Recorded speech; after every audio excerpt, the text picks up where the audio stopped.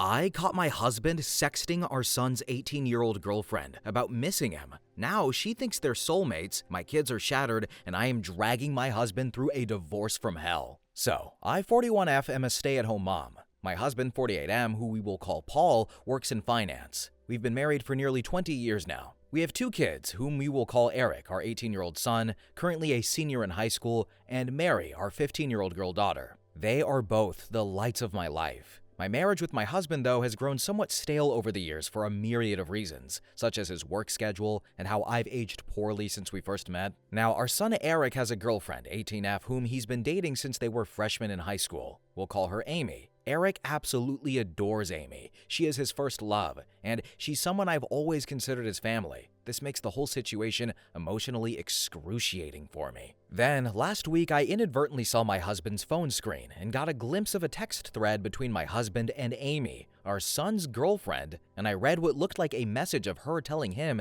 that she misses sucking him off. And I froze in place in complete disbelief. I spent most of the day convincing myself that I must have misread what I saw. However, I didn't misread it because over the last several days, I discovered a file on his computer with tons of BDSM adult content. He clearly has an adult video addiction. He also has saved photos of Amy from her Instagram onto his computer. Although they weren't inappropriate, she was fully clothed, it was still proof I needed to confirm that I wasn't going crazy. I also looked at his phone during opportune moments and saw more of their interactions, and I wished I had never looked. They were filled with mean, horrible things said at my expense, with him constantly comparing me to her. He would call me fat and old, amongst other things, with Amy LOLing, and I've always had hunches or paranoid feelings that Paul had been cheating on me, but never in a million years could I have fathomed something like this. Last month, I found a thong in our bedroom that I know wasn't mine.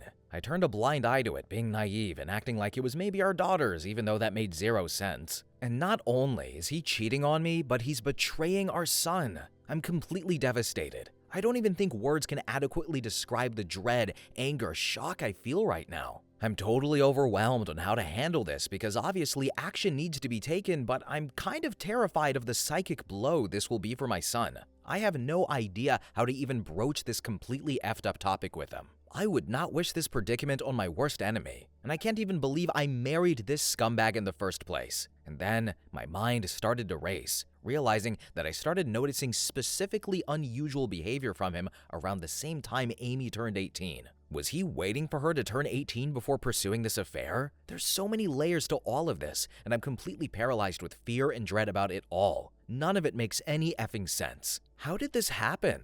Am I that much of a stupid idiot that I let all of this happen under my watch? Eric, he adores Amy, and the thought of revealing this sickening truth to him terrifies me. The impact on his young heart and mind could be devastating. My heart aches for Eric and Mary, who are completely innocent bystanders. I haven't confronted my husband about this because I'm frankly scared of the domino effect. I don't know who to turn to first about this. I share my story not for sympathy, but in search of understanding and perhaps advice from those who might have had to grapple with deep betrayal. Thank you for listening. Then OP provides more information in the comments section and said, "So, to not have my initial post be long-winded, I didn't think I needed to get into the minutia of this. I didn't bother going into those details. How I inadvertently saw it was this. He was on his phone. He did not have iMessage open currently on the screen, but the application was still open. You know how on the iPhone when you swipe up and it shows all of the applications that are open and you can close them? When he was closing out the applications, something he does compulsively, I noticed it. It's not like he was some kind of idiotic buffoon having iMessage open for all to see. I saw he forgot he had the application running when he swiped up from a completely different app. Also, I did say in my post I went back to his phone to actually solidify my suspicion on a different day. So you are incorrect in asserting that I'm now magically changing my story. I am being consistent." Then in the comments section, one user said, "OP, if she's freshly 18, isn't this illegal?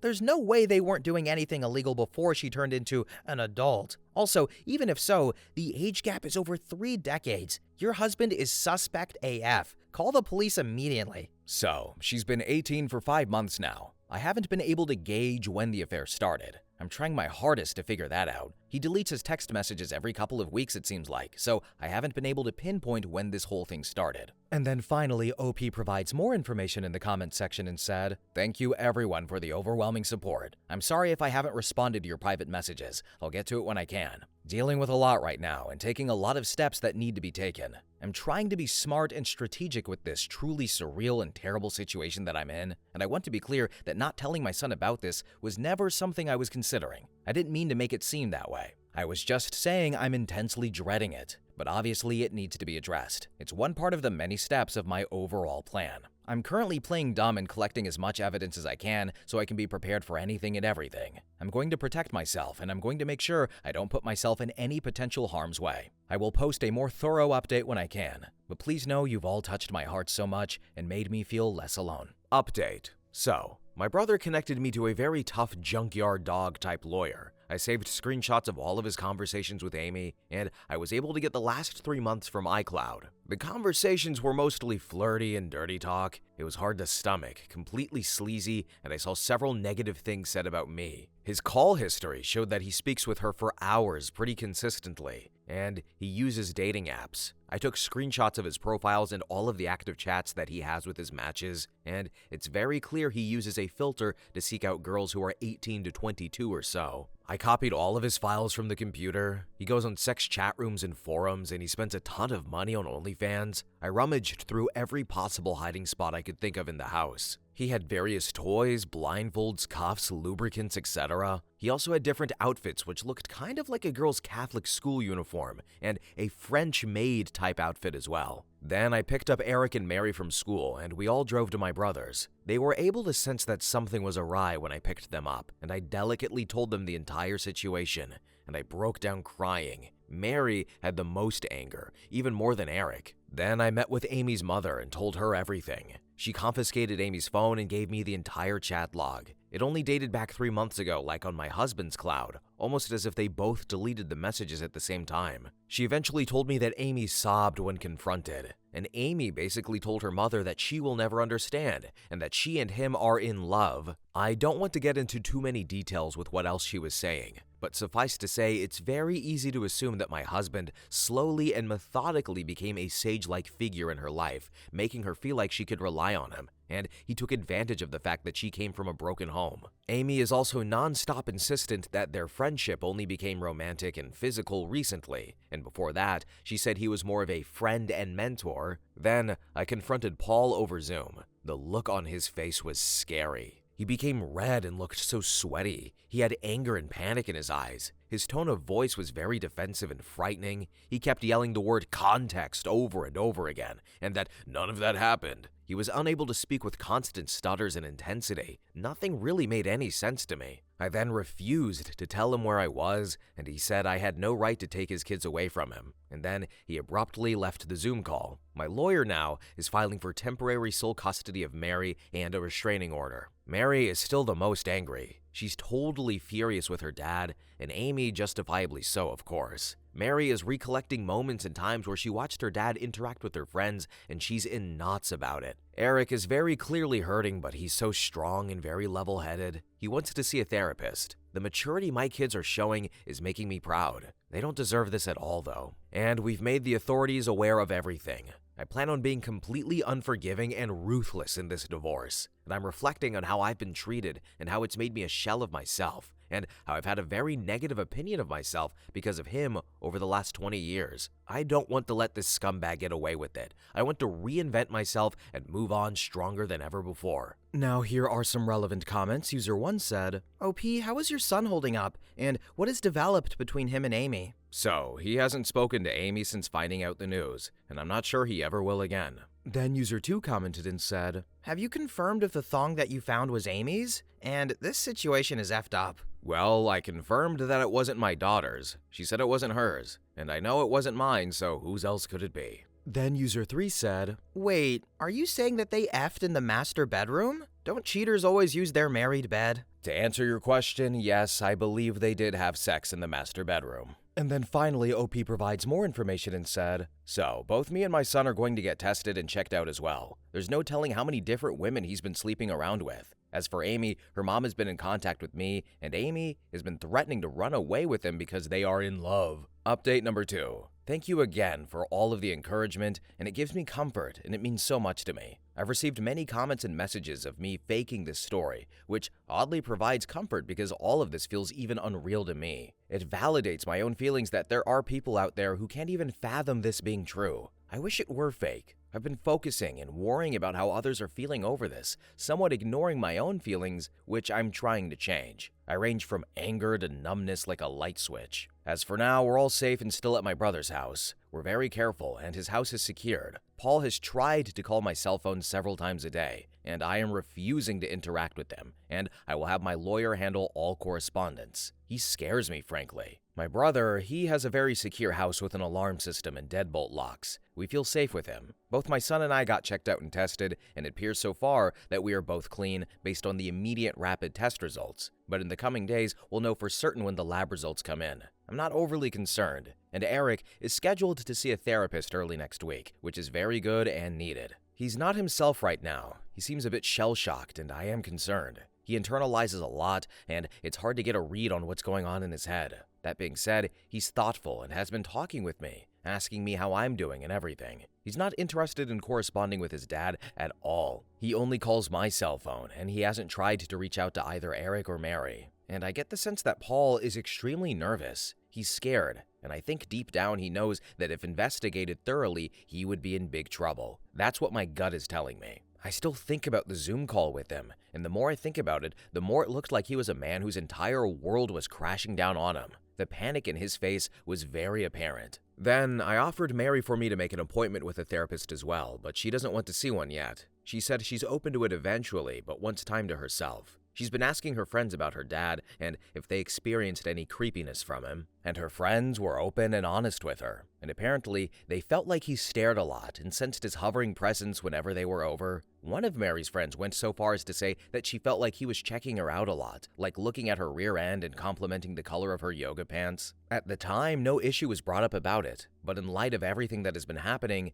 it seems strange now. He would sit himself in different areas or vantage points to get a good view of her, she claimed. He also asked questions about what kind of friend group or which clique they were in at school, and he kept asking about if they were popular girls. And I'm completely embarrassed that they had this experience at our house. As for updates on Amy, which is the main reason why I wanted to write this update, I completely agree that she is also a victim. A lot of people have been emphasizing that, and I agree. I've done everything I could in my own power to indirectly get opportunities to get help. Like I said, I told her mother and she's been updating me on everything. Amy, unfortunately, is still living in her deluded reality, and I can only pray that she will eventually come to her senses. She doesn't want to see any doctors or therapists at all and has been constantly trying to reach Paul because, again, she believes that they are in love. From what I've been told, she hasn't been able to get a hold of him, and he's been avoiding communication with her completely. Amy blames me for that and believes I took away his devices and I'm very controlling. Any truth that her mother tries to convey to her is met with conspiracy theories and hostility. Amy looks at me as a villain and still sees Paul through rose-colored glasses. Her mother showed her screenshots of his dating app profiles and matches, and she refuses to believe it, saying I photoshopped it. According to her mother, Amy keeps saying things like everyone is just mad because she found herself a real man, and that I'm jealous because she takes better care of him than I do. It's in line with some of the conversations I screenshot,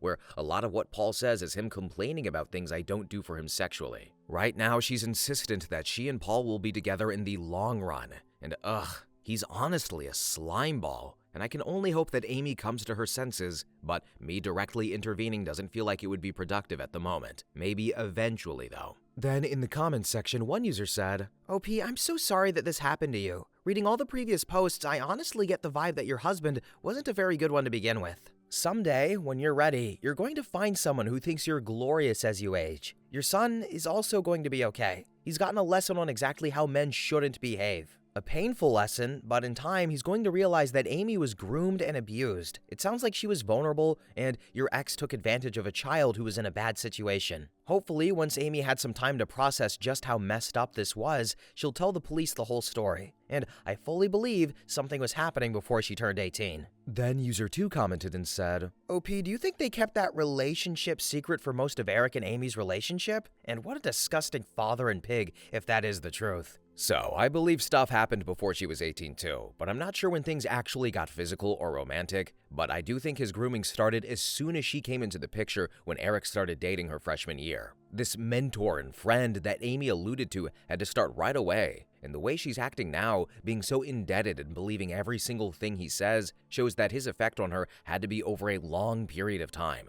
She only turned 18 like 5 months ago. Her behavior and infatuation for him seems so strong that it couldn't possibly be only 5 months of them being together. And then finally, user 3 commented and said, "If they're consenting adults, then there's nothing to report. This is a personal problem that needs to be dealt with by attorneys and the people involved. People are way too jumpy to snap to the police to fix their problems anymore. OP is handling this the correct way. If any legal issues come into play, then her attorney will do the right thing." So, the only real thing we can do is hang our hat on the possibility of Amy having an epiphany of the reality of her situation, and she opens up candidly about when it began. But because she's 18 currently and has no interest in saying or doing anything that could potentially put Paul in legal trouble, nothing really can be done, unless they find out about other girls that I have no idea about yet. New update. Update number 3. The support, again, has been overwhelming, and I'm grateful. Sadly, I've received a lot of negative, accusatory, harassing private messages from people here who think I'm faking this story. Someone made a comment on some post somewhere claiming that my story has been debunked, and people believed that person. I've seen an uptick in negative messages accusing me of making this up for money. I'm not asking for money at all. Coming here was completely rooted in emotional desperation, and I didn't expect anyone to get involved in my story this way. But again, I'm not looking for anything out of this. I have no reason to lie. I'm not gaining anything from this. If you don't believe me, that's fine. I don't care, but the only thing I ask is to not cross the line and start sending me private messages that are mean-spirited or accusatory. The only reason I'm continuing to post is because of those who sent me love here, and the support really lifted my spirits. Now, as for the divorce, it's very much underway. I'm not going to get into the specifics of all of it because it's ongoing, and I want to make sure everything is going to go smoothly. I did get temporary custody of Mary, and Paul also has to pay temporary child support. There's a protective order, and Paul can't come near us right now. Same goes for contacting us. Right now, though, we're just focusing on getting through this legal mess. Again, not getting into specifics because I don't want to mess up anything, but what I'll say is I'm very confident, divorce aside, that there's overwhelming evidence against Paul that will get him in serious trouble, and it will impact him for the rest of his life. I'm sure eventually I can share more about that. I know a lot of people are concerned about his predatory ways,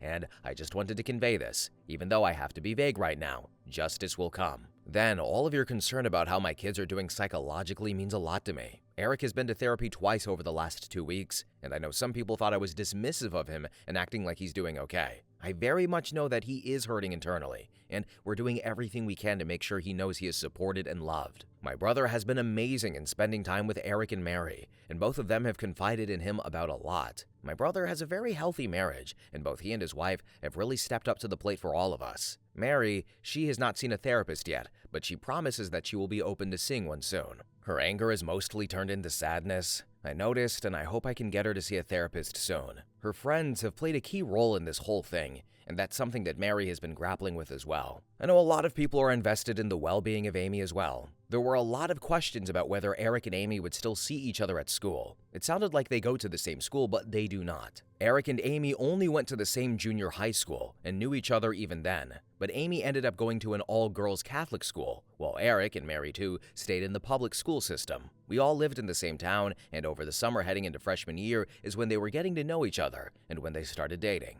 And I wish I had a better Amy update, but it's gotten a lot worse since the last update. Paul has actually been seeing Amy despite her mother trying to force her not to see him. She tells me that Amy says she's 18 and an adult, and she can do what she wants. Her mother is in a precarious spot because if she kicks Amy out of the house for defying her, something that she has threatened to do, which I think is a mistake, she would just run to Paul permanently. The time she spends with Paul has increased over the last week, despite the fact that Paul initially ghosted her after all of this first hit the fan. There were some days where Amy would just be gone for hours on end. There's only so much I could do with the Amy situation. But again, I do believe things will turn around soon with that, given what I know about Paul and what is to come. And I can only pray that Amy can get help and guidance when more crap hits the fan. I'm doing everything I can with my own kids and my own mental health. And Amy's mom knows she has my support, and that's all I can really provide. Now, here are some more relevant comments. User 1 said, "To be honest, the only way that Amy will see how messed up Paul is when he eventually sleeps with someone else or he accuses her of seducing him. Even if he ends as a sex offender, I don't know if that's enough to convince her that he's a creep and dangerous. And now I'm curious to see what Paul's intentions are. He ghosted her, and now all of a sudden they're meeting up again? Worst case scenario, he's gonna have her falsely testify, which I don't think will take much convincing Amy. Honestly, you and Amy's mom did what you could. The best thing Amy's mom could do is sit and wait, but don't kick her out. Let her know that she'll be there for Amy, and she'll still have a roof over her head. And pray that she snaps out of it soon, instead of years later when she has burned bridges and wasted her life on a man who took advantage and ruined everyone else's lives. And then finally, user 2 commented and said, OP, take care of yourself, and please don't stress about these internet trolls. They are mean, heartless, soulless humans that have nothing better to do in life than tear people down that are already hurting. Though I'm also a stranger, your story moved me, and I'm so sad that you have to go through this. Please, take care of yourself too. It sounds like both your kids are doing okay now, but you need to be well too. Take care. So, to give my opinion, I would say first off, Paul, and OP was using fake names so I can get away with this. Paul was totally a groomer, grade A groomer. Ain't no way that he became a friend, mentor, and affair partner over the course of 5 months when she turned 18. She probably has power of attorney over him, I don't know. I am glad, though, that the son is going through therapy. I was really concerned about him. I thought he was gonna, explode or something, but he seemed to be taking it decently, at least extrinsically. I'm sure he's got a lot going on the inside, but he was smart enough to just say, I need to go to therapy about this. So I am so proud of him for that. But, he shouldn't have to go through that because of his dad. But overall, it seems like things are on the up and up. Paul probably going to catch a case. The kids going to therapy will go to therapy. OP seems resolved towards getting herself in a better position mentally as well. And hopefully, Amy can wake up. Maybe we send her one of those quizzes from BuzzFeed, like, are you being groomed? Take the quiz or something like that. BuzzFeed's awful. But anyway, guys, we are at the end of the video. Thank you all so much for watching, commenting. Have a really good day, and bye-bye.